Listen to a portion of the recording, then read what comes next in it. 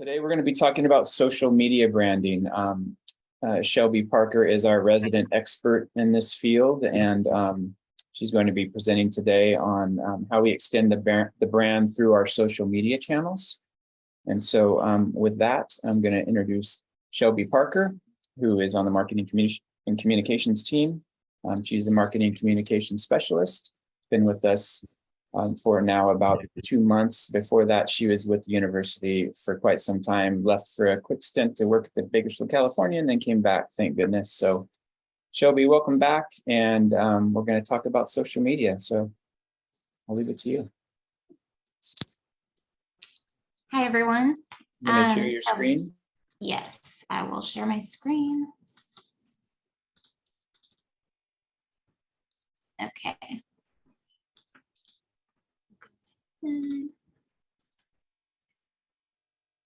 All right. So as Chris mentioned, I'm the marketing and communications specialist. So doing a lot with social media and email marketing. So I see a lot of familiar faces and then quite a few new ones too. So nice to see everyone. We're going to just jump right in because we cover a lot with social media. There are a lot of aspects to dissect. So here we go. We're missing the intro slide, so I apologize for that. But basically, it just said social media is everywhere. It's become a lifestyle. It's how we connect with everyone, whether it's a business, whether you're an influencer, whether you're just chatting with friends. It's become a quick way to socialize and get the information out there. And it's become more than just a space for self-expression. Which is kind of initially what it started out as, I would say. But these days, every business, organization, church, restaurant, you name it, has a social media account. And it's become yet another way for us to communicate with our audience.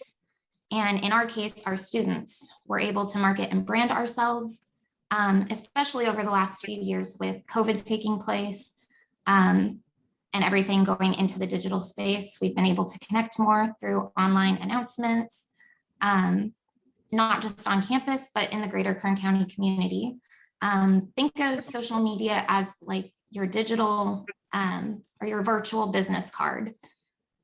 So it introduces the services you offer, the ideas you bring to the table, and your team. It's what our students most likely foresee when looking into the university or deciding if they're going to apply.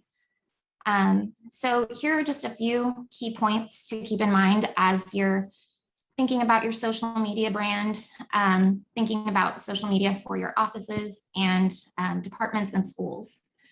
So first, you'll want to find your themes and big ideas. So how do you narrow it down in a space like social media? It can be a little overwhelming. So think about what your department and office is. What's your mission? How can you incorporate those into what's posted on your accounts? Everything you post should essentially be a representation of not only your office, but the university as well. And what you post will eventually tell your story and weave throughout the content so that people are able to easily know what you're about. Knowing your audience is another way to find out, find your content and get your content across to the right people. So who are you trying to reach? Is that potential students? Is it alumni? Is it community members? Determining that will lead to the right direction in your content and what's important to display. As you understand what your audience is, you'll be able to create content that will catch the right people's eyes. So strategy. There's a lot more to social media than just posting a random photo or video. While that can be fun and it works for our personal social medias, not so much for the university. There should be a lot more thought and intention behind what we post. And planning ahead as much as we can is essential to that. It also allows us to cross-collaborate and work with others on campus, which is something I've seen really grow. Veronica helped lay the groundwork with that. So she's made my job a lot easier with that, as well as Ezra. So we also believe that flyers can kill the mood on social media. It can tend to just kind of rub people the wrong way if not done right. We recommend posting on stories for Instagram and Facebook, and then keeping the evergreen information and high quality images, just because it's more visually appeasing. So another thing is being consistent. People are creatures of habit, and they like knowing what they can expect from you. So if you're always posting about health and wellness, if you're consistent in the time that you post, people know that they can come back. But if you're a little sporadic in posting times, they don't know that they can reach out to you. So tracking analytics. Analytics can be a beast of its own, but it is an important part of strategizing because it helps us determine our content moving forward. It shows us what's performing well with our audience on each platform. So here I've broken down the different categories that we use for each platform. So you have Instagram, Facebook, YouTube, LinkedIn, and Twitter. And then we use this Google spreadsheet to track our analytics, breaking it down by week. And then, of course, our followers, profile visits, number of posts, likes, comments, and so on. And then we do it for each platform. We won't go too in depth with all of that, just so as not to stress you all out. And then there's a summary, just so it's easier to grab those numbers if you're working on something specific and want to know where the numbers are, how things are doing. And then let's see. And then you can put it in a fancy chart once you've accumulated all of those numbers, but it might not be necessary to go this in depth for your office. Just kind of depends on how often you're using social media and that sort of thing. All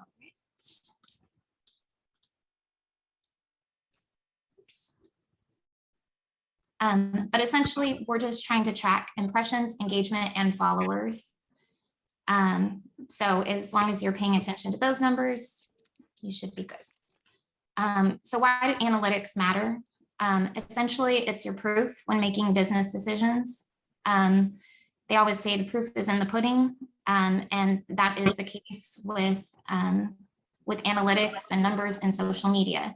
It's also more of an instant gratification because you can see immediately as soon as you post a video, is it doing well? Are people watching? Are people asking questions, sending to their friends? And again, it helps you determine the content to display on your social media channels moving forward. If you see that people are posting more about student life or are more engaged with student life content, then you know that's where your focus should be. Another thing with analytics is that trends are always changing on social media. And as social media managers and content creators, we have to keep up with those to see where things are going and make sure that we're still hitting the mark on our end, as well as what the industry requires. So how do you measure the effectiveness? Upstairs to the west.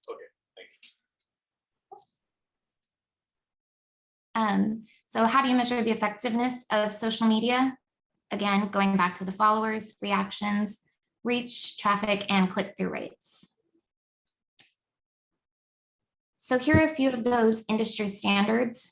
According to Social Insider, TikTok is the most engaging social media platform of the movement, having an average engagement rate of 5.96%, which is way above every other network. And a lot of our students, of course, that is the target audience. Facebook and Instagram face significant organic engagement drops. Twitter is the platform with the most diversified content, having a good mix of video and photos. When it comes to content diversity, it's surprising that most brands' content strategy is still centered around image posts for both Instagram and Facebook, because videos have proven to be a far better choice when it comes to engagement rates. Instagram carousels are more likely to make people press the heart button, while videos drive more conversations. And as far as engagement rates, if you're between 3.5 and 6%, that is considered a high engagement rate, and anywhere from 1 to 5% is about average. So if you're somewhere in there, you're about average and doing all right. The 2022 Social Media Industry Benchmark Report stated that the overall median engagement rate on Twitter is 0.037%. So those are just a few fun facts about where some of the social media is gauged right now in 2022. So what makes a successful social media campaign? Well, it's a mix of things. It's more than just having great photos and videos, although of course that helps and grabs people's attention. It's a combination of strategy, which we talked about, communication with your team, strong content, and marketing. Paid advertising is also another benefit using through social media platforms, as it helps you target your audience better. You can get more specific with location, demographic, ages, and that sort of thing. So a couple of our most successful campaigns were with Runners on the Rise, which was for our first comprehensive fundraising campaign. And again, it was a mixture of things. I think it is so important for our community. So we have this YouTube video that we used. Sorry about that. And then we also had Giving Day, which is coming up once again next Thursday. And again, the rising tide happening another in California's Central video Valley, for that one. and it's led by And you can watch those later if you haven't already seen them. So again, it was a combination of using everyone on the team for all of their strengths, strategizing with stories, video, graphics, and paid advertising. So advertising. Social media is marketing. It used to be that when you wanted to market or put together a comprehensive campaign, you had to hire out for a marketing agency or an advertising agency. And these days we kind of get to be our own social media or our own marketing teams through social media. So essentially it carries out our brand as a university. It keeps us in the loop of what's going on. It's that instant gratification that we don't have to wait weeks to see what the numbers are. We can see it right away. And we do encourage that you choose your platforms based on your audience. You don't need to be everywhere. You don't need to have all of the social media platforms, and we would probably advise against it, just because it is basically a full-time job. So unless you have someone that can really dedicate their time to focusing on all of that, then just knowing where your audience is. If you're trying to engage more alumni and community members, then Facebook and LinkedIn are more of the ways to go. But if your target audience is students, then most likely Instagram and Twitter would be your options there. Again, creating engaging content is what will make people stop scrolling. We all get in the habit of just zoning out and scrolling. So what's going to make people stop and catch their attention to watch the full video or to stop and read that caption? And again, all platforms allow you to pay into advertising. So it allows you to set a certain amount for a specific event or program that you're trying to highlight, and setting your target audience, demographic, and location. Authenticity. Social media gets a bad rap for, being fake or a little more polished, I guess. But I think more than ever, people are craving that authenticity, especially after the last few years in the COVID pandemic. And they want to see what people are up to. They want to see up-to-date information as it happens. and sharing behind the scenes of an event, the process of a program as it comes to be, or students going through a cohort together, whatever that may look like. Bring people along for the ride, make them feel like they're part of something. And as long as you're being authentic to your mission and brand, you can't go wrong. Something to also consider is to take our CSUB mission into account, which we have listed here. Talks about the mission, vision, and values and goals. And that's something to take into consideration as you move forward, just making sure that you're in alignment with the university's goals as well. Strong visuals. So we all know that social media is all about visuals, what's gonna be eye-catching. How does your page grid or feed look upon first impression? What will students or possible business partners and prospective students see when they come to your page? Again, are you posting consistently? Are they, attracted to the images and student life that we're creating and showing? And we really just want to set the scene, paint a picture, and tell a story through the images that we post. We know that not everyone has a photographer or the ability to just run out and snap pictures anytime there's something on campus. So we do have our own Flickr account that we encourage everyone, if you're looking for specific photos, you can visit that if you haven't seen it. We have a nice mix of student life, athletics, and we have it broken down into albums. So if there's something specific that you're looking for, you should be able to find it here, and we're always updating it. So, so you can always check back there if you're working on a document or a PowerPoint and need a visual to support that.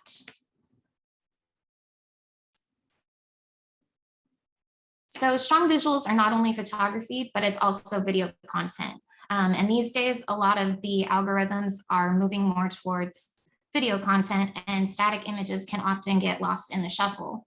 Another benefit of video content is just that it's easier for your audience to absorb and grasp the message you're trying to convey. It enhances your audience's experience. We have short attention spans these days, so not everyone is going to read an article or, watch. And watching kind of makes that experience a little bit easier for people. Video is supported on all social media platforms. So that's Facebook, Instagram, Twitter, LinkedIn, and of course, YouTube. And this is our YouTube channel,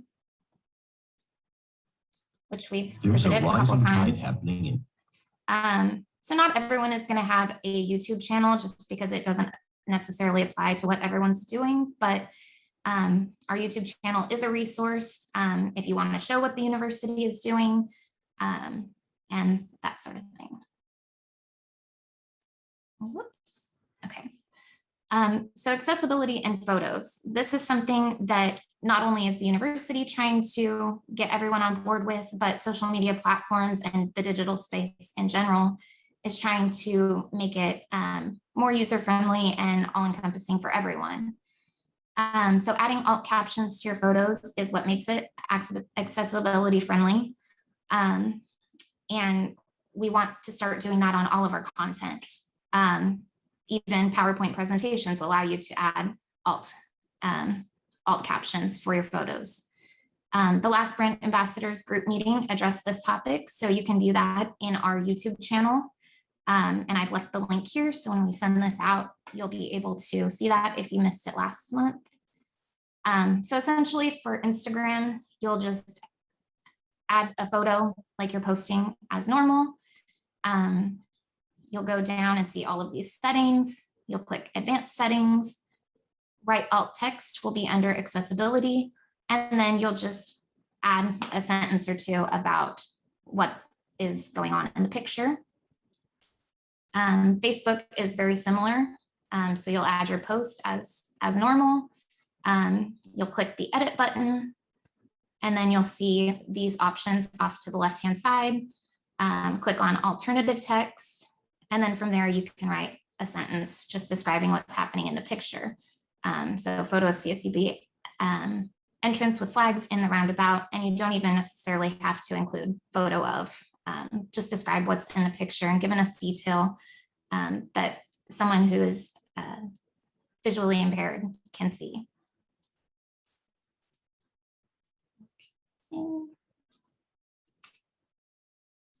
And Twitter is also the same way. Again, just add your photo, you'll see add description, and then you'll go to the bottom and add your text. And then LinkedIn, again, very similar. So pretty straightforward. It can feel tedious or you might forget, but just make sure you always go back and add those to your photos after posting.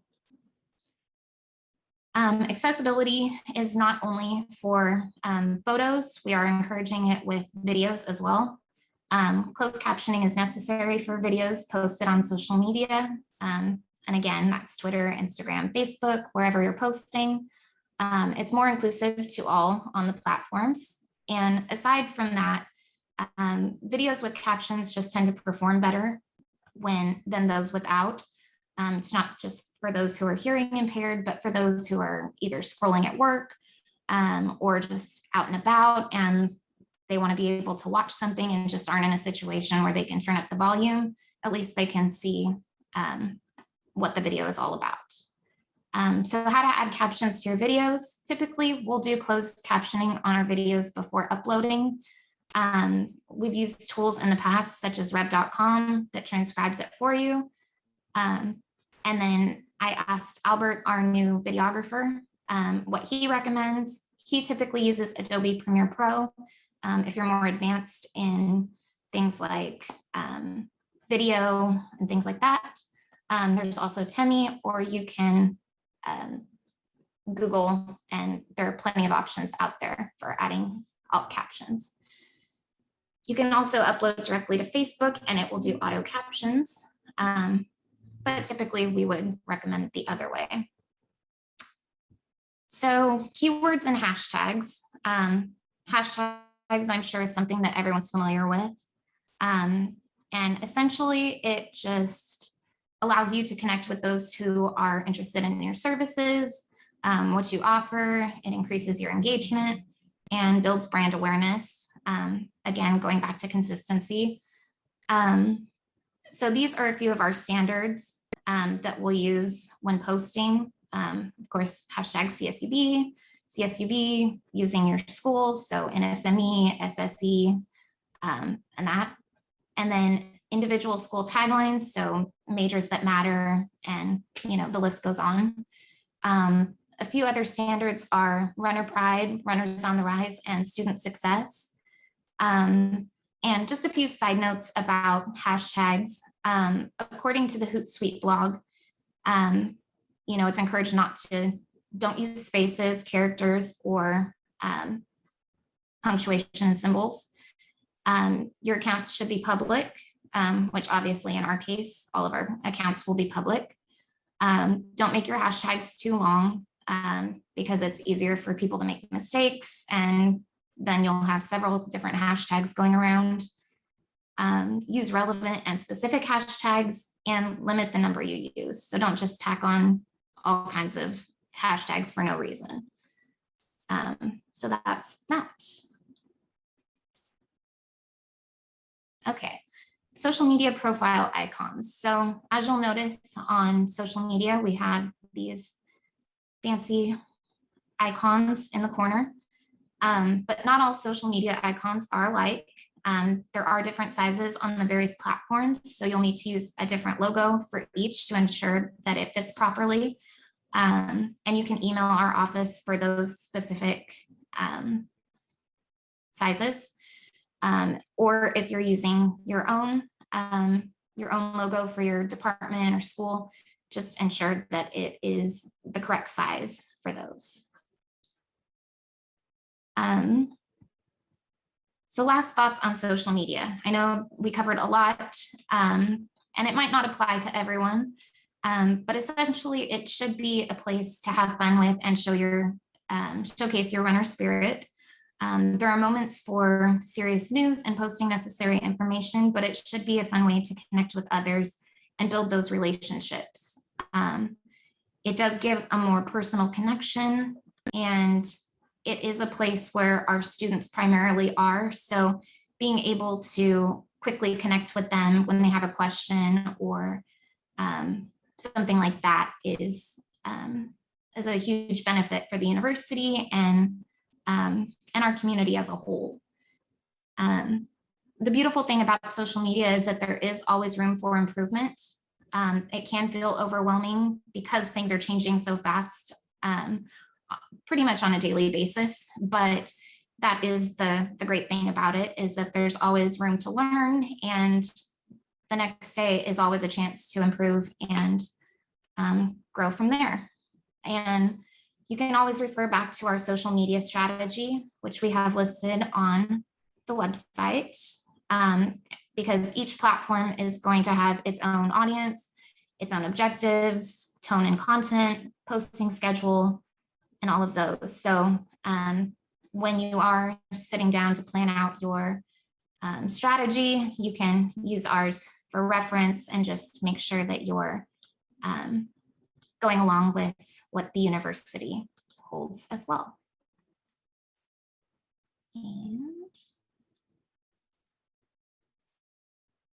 And that's all from me. Thanks, Shelby. That was great. Just a couple points to make there, especially on the icons for the different platforms. We've seen a lot of instances where people are using like the full version of the CSUB logo that spells out California State University, Bakersfield. If you use that for the icons, it's just not readable. So we recommend that you use the shield only for the social media icons, and then you spell out the name in text, just depending on the platform. So we can help with guidance on that. And again, reference those guidelines for social media that Shelby just pulled up. That's a great resource. I know that a lot of you are at different levels when it comes to social media. Some of you may not have platforms. Some of you may be only living in one platform right now, and that's okay. I think, as Shelby discussed, it's you thinking about your audience and who you're trying to reach and what platforms are right for that. And we can help you with that as well.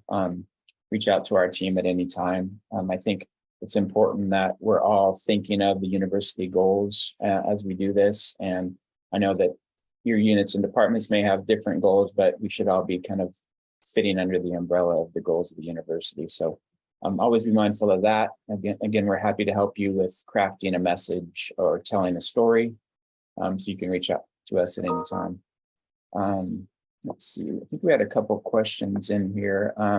Rebecca did ask if we could share the spreadsheet, and we can absolutely do that. When we send out the meeting recording, we will either provide the spreadsheet or provide a link to that. I think it's a lot of you that are in the social space. I don't know if you're capturing metrics yet, but I will say for us, it's super, it's very reliable way to figure out what's doing well on our channels, what people are responding to just by looking at metrics. And it kind of helps us make decisions, like a business decision moving forward. Like we know that videos perform, much better on certain channels, so we can tailor our messages for the video space in some instances. So lots of good stuff there on the metric side, and we're happy to talk about that with you as well. And I guess, let's see what else here. I think that's the only question so far. So we'll save the questions for the end. Right now, we're going to get into the beautiful branding contest of the month. We had a few submissions, and we will announce the winner now. The winner this month, Shelby, if you want to hit the next slide. I'm clicking it. It's not working. There we go. There we go. Jeanette Rivera. Great job on this. You can tell that she's well versed with a lot of the brand elements. I love that the typography is big to capture some attention. She's using the right color. She's got a QR code in there. Lots of things going on. A piece of clip art that's not, not too invasive. She's using the unit forward logo properly for her particular unit at the top. And just all in all, a great job using all of the brand elements. And these are the kind of things that we love to see. She's probably, I don't know if this was done in Canva, but she's used some sort of a template and worked within that template to create something that's really, engaging and follows the brand guidelines. So good job, Jeanette. We will be in touch soon to get you your gift card from Amazon this month, and just encourage you all to continue to submit your submissions each month. We get a lot of really nice stuff. It's very difficult to choose each month the winner. So keep sending them in if you haven't won yet. To encourage you all to do that. I think that's it for this month, Shelby, unless you have anything to add. I know brand@csub.edu is the email address to send in your submissions, and we'll open it up for questions now. Does anyone have questions? A couple more in the chat.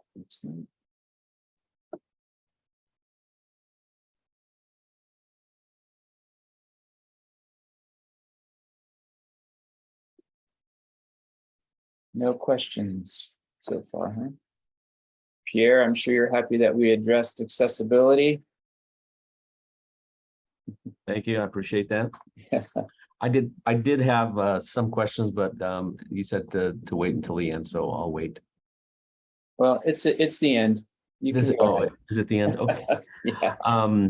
Yeah, so I mean, I love the presentation and all the numbers. I'm a numbers guy, so I like to see the data, and so it's good to see confirmation of engagement of over 5% or 3.5% to 5% is good. So when I see things that I help people with and they get like 11% click-through rate on YouTube, I'm like going, woohoo, yeah, that's great.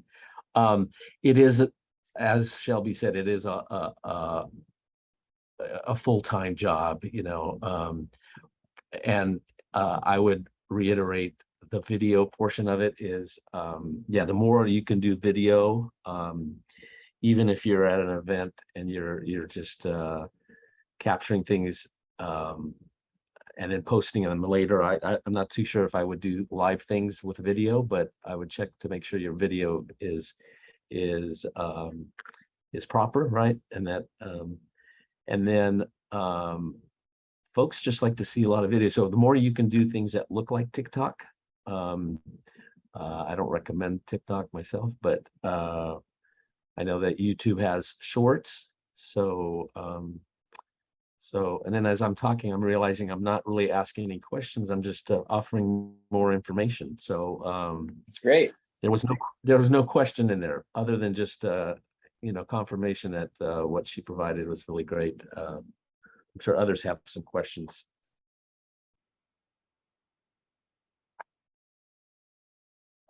No, No everybody is just other questions. Okay, well, you can reach out anytime, guys. It's what this platform's all about, us sharing knowledge and learning from one another. If we continue to see a lot of really nice work out there, people are using the new brand elements, and we just love seeing that. So continue to do that. Reach out to us anytime, share with your colleagues, and keep doing good work. We appreciate you all. We will see you next time. Hi, guys. Bye, everyone.